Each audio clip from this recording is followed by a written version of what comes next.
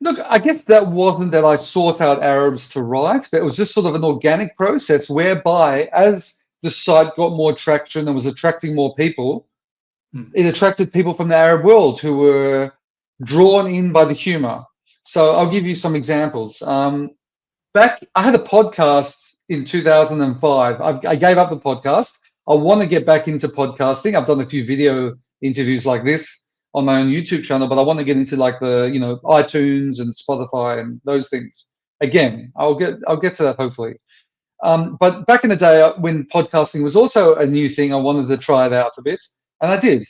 And it was very amateur. I was umming and ahhing. I don't have a radio voice. It was very ad hoc.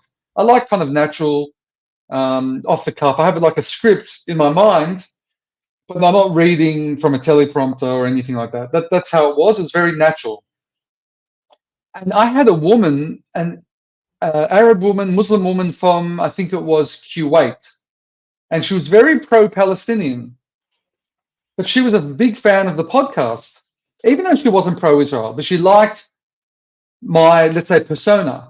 She found it funny. She laughed at my jokes. She just liked, and I gave a human side to Israelis.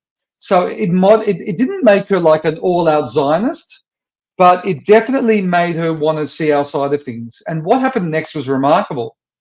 She, on her own, without any prompting from me, she created a Wikipedia page for Israeli Cool. Now, this No way. Wikipedia page has been taken down years, maybe a decade ago.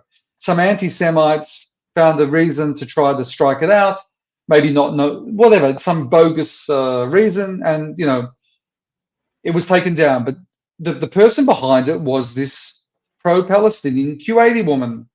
And I also wrote for a website that she had a number of years later, which had Arab and Jewish voices. So that was sort of the beginning of this, let's say, entrance into the world of dialogue. So I'm unashamedly pro-Israel. Some might say on more right-wing, right of center. I don't consider myself extreme in any sense, and I definitely know my stuff, and I give a lot of thought to my positions. And you can't pigeonhole me.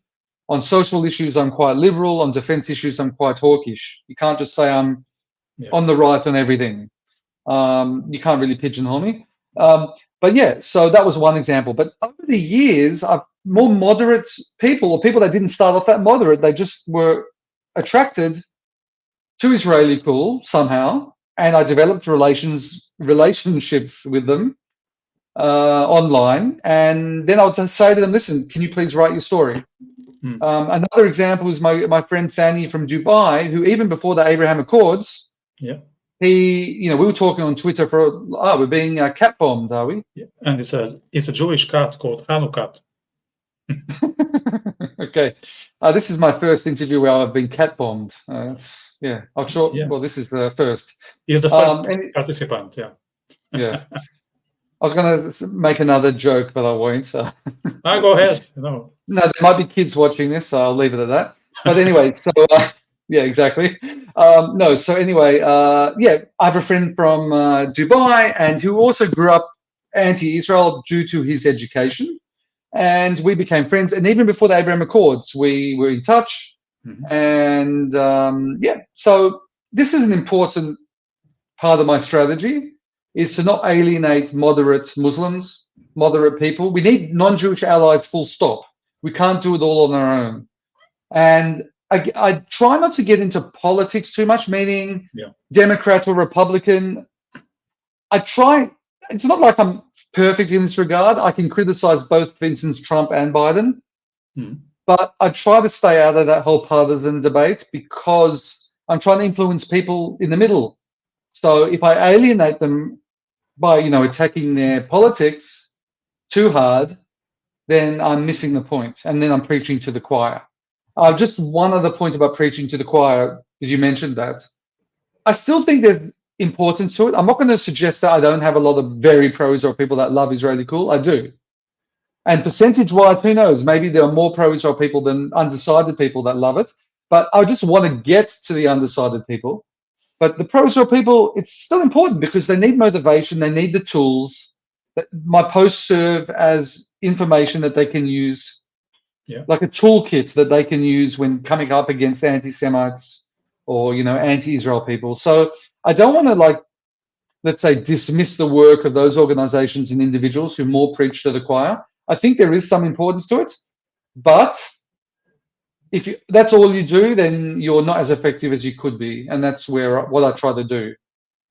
Yeah, 100%. I think 100%. I think, again, that's what distinguishes your work from the others out there, because it's very easy just to talk to people that agree with us. It actually can be cool for a while, but at least to me, it's boring. It's all I'm getting is noddings. It's not very exciting. It's not that I want to be confronted, but I want to have a proper dialogue. And if people always agree with you, I don't know. I don't find them that much colorful. That's what I would say. Yeah, So, well, it depends what you want to do. So there are people that definitely want to attract pro-Israel people, and it becomes an industry for them. And we can talk a bit later about my misgivings about a lot of Israel advocacy. There are people in it for maybe the wrong reasons, or let's say maybe partly the right reasons, but a lot of it is to try to profit from it.